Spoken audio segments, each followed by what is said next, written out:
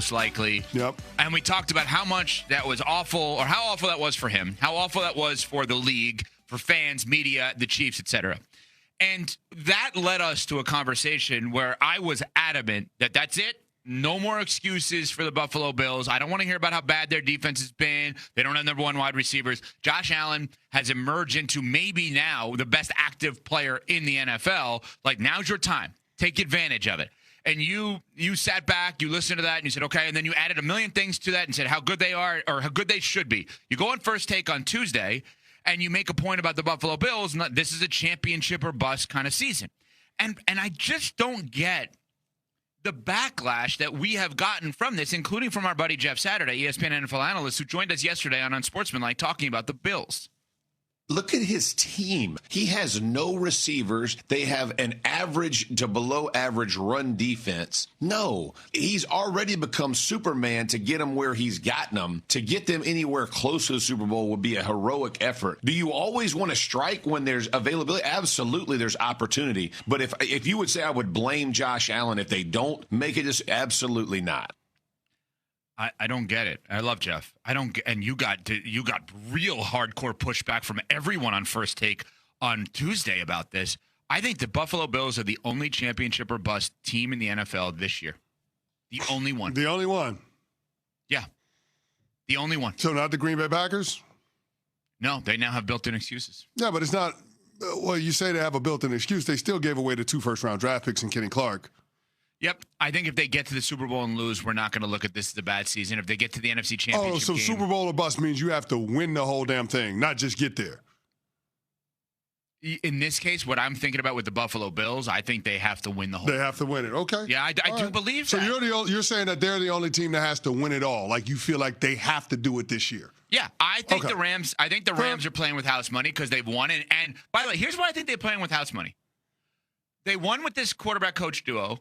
They actually flirted with the idea of trading Stafford in the offseason, and now he's going to have an MVP season. So I don't even know that they anticipated this. The Eagles won last year, and we know the issues they've had this year. So obviously it's a disappointment, but I'm not writing them off.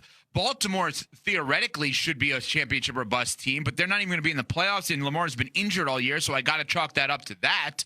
I don't have another team that I look at and say, if they don't win a title this year, change has to happen at one of the most important spots, which would be coach or quarterback. I don't know why this is like a bold statement that I'm making here. I know you're not considering it a bold statement. I don't know why sports fans, media, et cetera, analysts are saying it's a bold statement. I get Buffalo Bills defense not that good.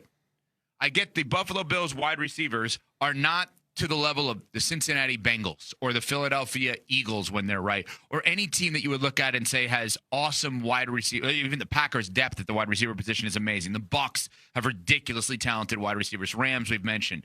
I get all of that. But, I mean, if Josh Allen is the best player that's active in the sport on offense, and, oh, by the way, he's a quarterback, and, oh, by the way, he showed us on Sunday, he can come back from 21-0 down at a team that they lost to at home this year that was riding a 10-game winning streak. Oh, and by the way, the kryptonite for him is out for the season and won't be in the playoffs in Mahomes. Why is that some big, bold statement I'm making here? I don't think it is. It's year 8 for Josh Allen and Sean McDermott. If you don't do it now, then when? You've been put out of the playoffs, 5 years? And 4 of those times has been because of your boy Patrick Mahomes. I just at some point, like, this has got to stop. At some point, you got to find a way to be able to overcome. You got to find a way to be able to win it. And it seems like this is the time. If you don't do it now, when's it going to happen? So I'm with you 1,000%. I don't understand why people are saying that it's the New England Patriots or anybody else in the AFC that should have more urgency about getting to a Super Bowl. What? The Patriots? Well, the argument was which team needs to have home field more, which team has to win the AFC East. Was it New England or Buffalo? And Stephen A. and Jeff Saturday came down on the place of New England needed to do it because they have a second-year quarterback who will have his first experience in the postseason. And to the eye, I will say that this team is ahead of schedule, and they still have the quarterback on the cheap for at least one more year. They're not even fully built. That's my point. They have so much money to spend in free agency next year. And they have placeholders at some positions. Like, they're not fully actually built. What are we talking about with that? But that's my point. That's my point. I was going to the place of Buffalo needing to win the AFC East more than New England because it's hard to win 3 road playoff games in order to get to the Super Bowl. And that's why we don't see it that often. I think there have been 3 teams that get that done since 2007, right? Like the New York Football Giants did it with Eli Manning, the Green Bay Packers with Aaron Rodgers, and then the Tampa Bay Bucks with Tom Brady. Those are the teams. So, like, it doesn't happen that often. So if you're the Buffalo Bills, you're trying to do everything that you can, everything within your power to narrow the gap, to catch up to the New England Patriots and win the division. You're going to need some help. So we'll see what ends up happening, whether or not the Baltimore Ravens are going to be able to oblige and beat the New England Patriots. But, like, that's the state of affairs. That's where you're at. So, yeah, I don't get people trying to give Josh Allen a pass based on the defense and how it hasn't come around the way that they thought, or based on the passing game and how that hasn't evolved the way that they thought. None of those things matter. Josh Allen is arguably the best football player on the planet right now. Josh Allen has a running game that's number 1 in the National Football League. Josh Allen has a running back that has over 1,200 yards and double-digit touchdowns. Like, hey, bro, if you're as good as everybody says you are, then this has got to be the year that you get it done, because the quarterbacks that we thought were going to be standing in your way are no longer factors. It's weird because it's almost like people are making preemptive excuses for him.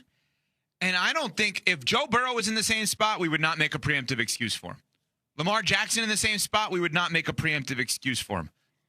I don't get why there are preemptive you know what? Fast forward next year. This is Drake May. We're not making a preemptive excuse for him.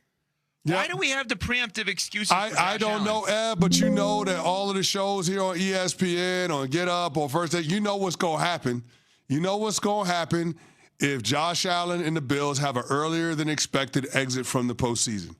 The question is going to be whether or not the Buffalo Bills organization is failing Josh Allen.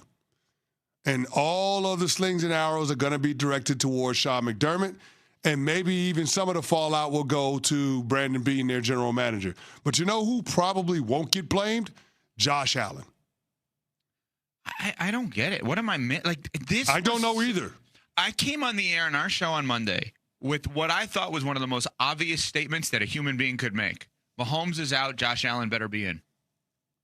Seemed obvious to me, right? It seems extremely obvious. And yet somehow, some way, and you evolve that and do your version of that on Tuesday on First Take, and, like, you get slammed. Then Jeff comes in yesterday and it's like, no, come on, guys. Like, this is not a championship or bust team. I don't get it. I think they're the singular and only team in the NFL this year that has to get there. I think I can reason with any other team not getting to the Super Bowl / winning the Super Bowl. Every other one that has a chance that I can reason with not getting there, except for the Buffalo Bills. Dan Orlovsky, ESPN NFL